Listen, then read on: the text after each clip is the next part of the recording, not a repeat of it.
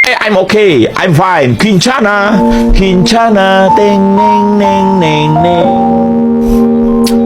Ku menahan rasa sakit, rasa sakit. Few moments later.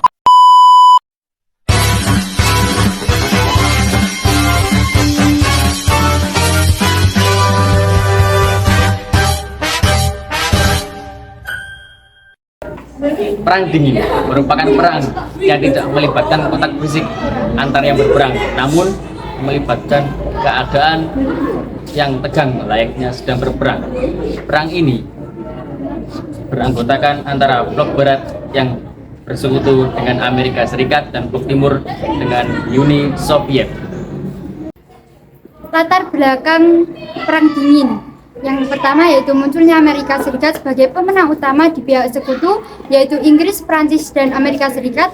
Yang kedua, munculnya Rusia atau Uni Soviet yang berperan besar dalam membebaskan Eropa bagian timur dari tangan Jepang. Dan yang ketiga yaitu munculnya negara-negara baru dari Perang Dunia II di luar wilayah Eropa. Faktor-faktor penyebab Perang Dingin. Yang pertama, penyebaran ideologi. Amerika Serikat dan Uni Soviet sebagai pemenang utama Perang Dingin kedua yang memiliki ideologi yang berbeda.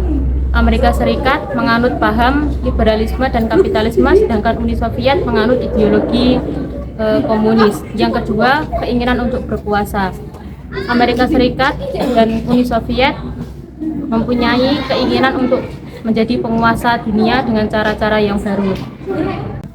Faktor penyebab Perang Dingin yang ketiga yaitu berdirinya Fakta Pertahanan. Guna mengatasi perbedaan dan kepentingan untuk berkuasa, maka negara-negara Eropa Barat dan Amerika Serikat mendirikan sebuah organisasi yang disebut NATO. NATO adalah organisasi pertahanan Atlantik Utara. Untuk mengimbangi kekuatan NATO, pada tahun 1955, Uni Soviet mendirikan Fakta Pertahanan yang disebut Fakta Warsawa. Jalannya Perang Dingin.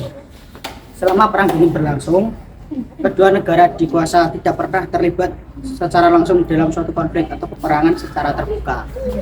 Mereka selalu berada di belakang negara-negara yang sedang bersengketa dengan memberikan bantuan persenjataan dan memenuhi kebutuhan hidup masyarakat negara yang sedang bersengketa. A. Sistem aliansi. Bentuk sistem aliansi baik yang dilakukan blok timur maupun blok barat sebagai berikut. 1.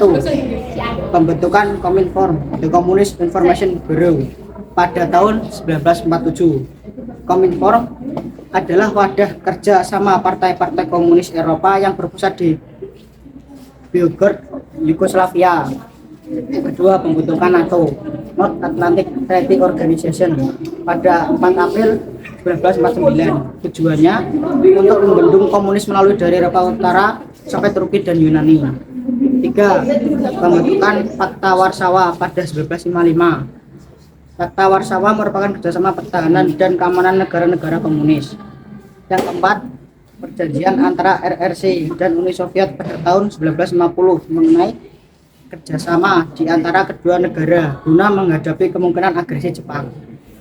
Yang kelima, pembentukan Fakta ANZUS Australia, New Zealand, dan United States, yaitu Fakta Pertahanan negara-negara Amerika Serikat, Australia, dan Selandia Baru pada 1951. Yang keenam, pembentukan SEATO, South East Asia Treaty Organization, pada tahun 1954.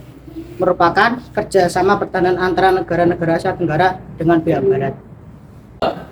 B. Kegiatan spionase atau kegiatan mata-mata. Kedua belah pihak negara ini sama-sama mempunyai organisasi yang bertugas sebagai mata-mata.